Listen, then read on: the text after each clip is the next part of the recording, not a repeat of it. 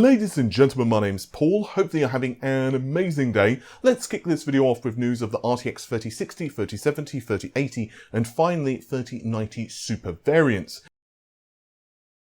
If you're running a copy of Windows 10 which isn't activated, of course, not only do you have to worry about the missing customization options, but there's also that annoying Windows desktop watermark reminding you to activate. Today's video is sponsored by whokeys.com, and they have an excellent price on Windows 10 Professional as well as home keys. Yeah, and they also of course sell games.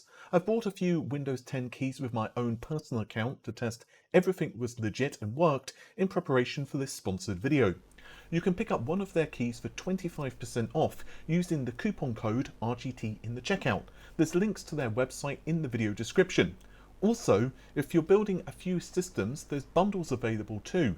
Again, you can check out whokeys.com and use the coupon code RGT for 25% off the listed Windows 10 key prices. Yep, that's right. Nvidia are going to be bumping the specifications of pretty much all of the Ampere lineup of cards. And this information comes to us via Kopity7Kimi. I'll of course link their Twitter account in the video description. So let's start things out with the 3090 Super. The first number we see here, of course, is the number of CUDA cores, and the second, pretty obviously, is the amount of memory. So the 3090 Super has 10,752 CUDA cores, 24 gigabytes of memory. The 3080 Super, 8,960 CUDA cores and 12 gigabytes of memory. The 3070 Super, 5888 and 8 gigabytes of memory. It's a bit of a shame, in my opinion, that this didn't increase in terms of memory capacity for the 3070 Super, but it is what it is. Although the 3080 does seem to be increasing its memory, so we've got 12 gigabytes of memory here, which is of course identical to that of the 3080 Ti. And then finally, the 3060 Super has 5,632 CUDA cores with 12 gigabytes of G6. Kopity does add that they're not 100% certain of some of the specifications of the card, and it's possible that the 3090 Super might not have the name when it launches, so it could be called something entirely different, maybe like Titan or whatever, although that's just speculation on my part. Now, what we do know almost certainly at this point is that, of course, Lovelace will follow Ampere, but that's not going to be until most likely Q3 or possibly Q4 of next year. So that's an awful lot of time into the future. Essentially, we're looking about a year from now, the RTX 40 is going to launch. And yes, the performance targets for this are very impressive, but again, it's also quite some time into the future. And let's face it, Ampere has almost been around, a year now, so launching a kind of refresh just makes sense from, well, just how, timelines and GPUs work. We've seen it pretty much time and time again. Even the RTX 20 series, of course, received a refresh of sorts.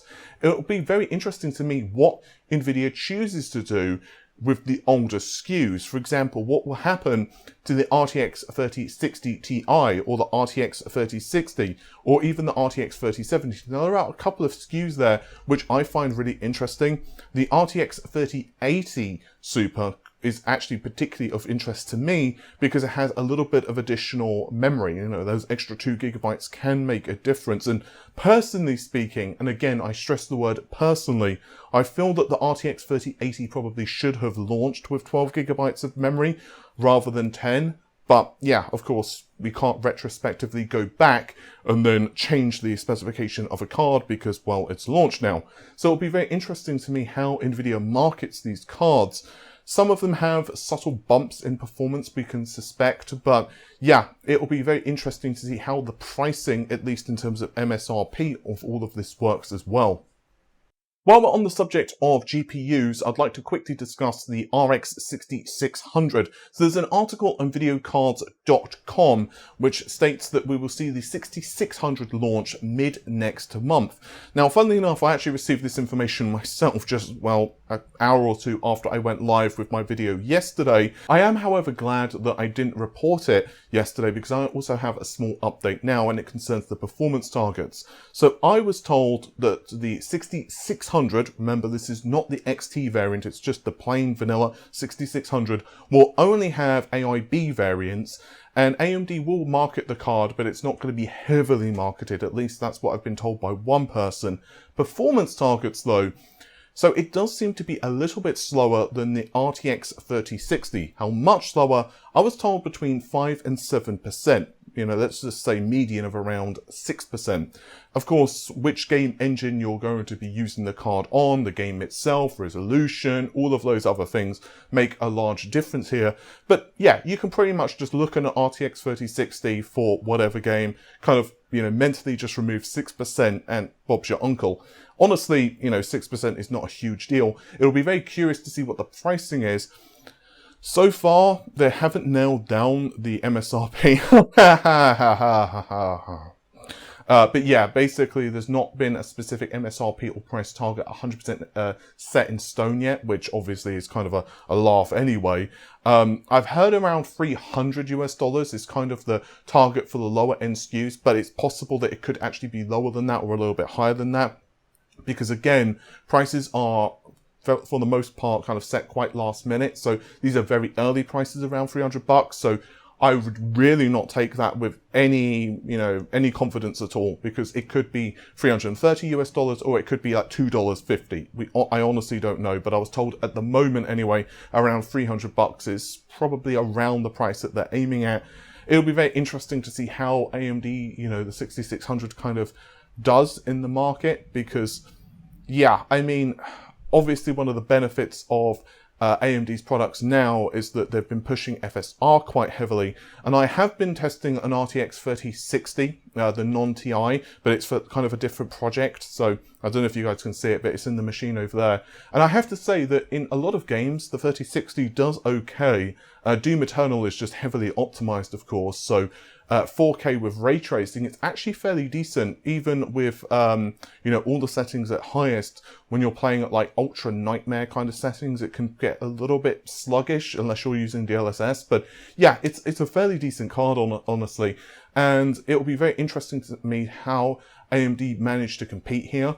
Oh, and also with the performance targets, a very obvious thing, but yeah, it will also heavily depend on what the AIBs themselves do in terms of clock frequencies and stuff like that. If you decide to go for like one of the ultra high clocked cards, then obviously the frequencies might be a little bit higher. And the final piece of news for today is concerning Alder Lake. Yep, that's right. Yet another Alder Lake benchmark has popped up, this time for Cinebench R23.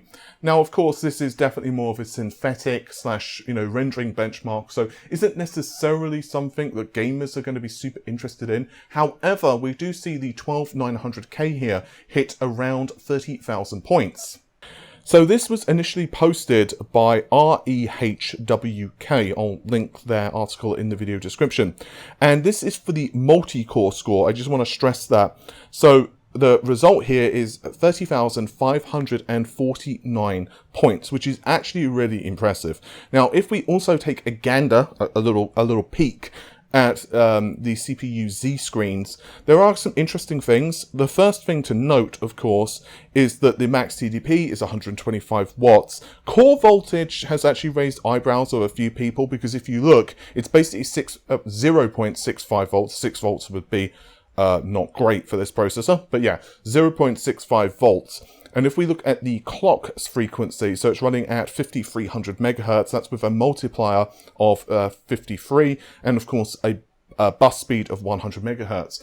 Now, yeah, I'm most likely guessing that what's happened is that you've just got something that's kind of lightly pushing a single core, and that's why the voltage obviously is not going up a ton, and obviously the multiplier is boosting up. It's just obviously the behavior, of Intel's processors. But another kind of interesting thing is that CPU-Z is actually detecting this essentially as a 10nm processor. Obviously, Intel did a little bit of it did some renaming of its processors, which is kind of here or there.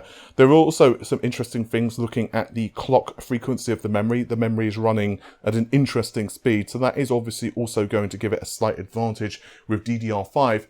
Nevertheless, this is a very impressive score. It does defeat a lot of 2990WX CPUs, which of course are based on the Zen 2 processor architecture, and also handily just, ruffle stomps the 5950X. However, a couple of things. The Zen 3 based 3970 Obviously, Threadripper will absolutely demolish this. It scores way higher. And second thing, of course, is that, well, it's a much newer architecture. It'll be very interesting to see how Alder Lake performs in a wider range of tasks. I'm particularly interested to see how it runs in, well, I guess like video editing, encoding, gaming especially, because at the moment we've got Ashes of the Singularity. And as I discussed yesterday, it's an interesting result. Like, it certainly did spank the 5950X, but with the caveat of A, the Ashes engine with the 3.1 beta is only hitting 24 threads, which I don't know why they chose 24 threads. I would like to know. It could be that they haven't got scaling 100% figured over the engine. Like, obviously, I don't know what... I just don't know how their engine scales in terms of internally how easy it is to use all of those additional threads. Obviously, they probably won't say internally because that would be kind of, you know, privileged information. The second thing is that Ashes does have quite a lot of variance per run anyway, and just very subtle things can really affect it. In fact, I was kind of using Ashes quite a bit, you know, early on, but as we started to see more CPU cores and faster GPUs, I don't really use it anymore, personally. And it's kind of a shame because it was, you know, the de facto engine. However, to be fair, the game's had like a crap ton, that's a technical term, of updates at this point. And furthermore, you know, games just aren't, they're not infinite in how long you can use them as a benchmark, right? I mean, it's very easy to crap on a game like Ashes of the Singularity or whatever and say, well, the benchmark has variance. But again, you know, first of all, you know, you have a benchmark in the game and it doesn't necessarily mean the game was intended only to run benchmarks. And secondly, as obviously a game gets older and updates occur, it can kind of affect things quite a lot. I don't remember such variance, you know, back in the day anyway, but yeah, it's going to be very interesting to see how Intel's Alder Lake actually performs.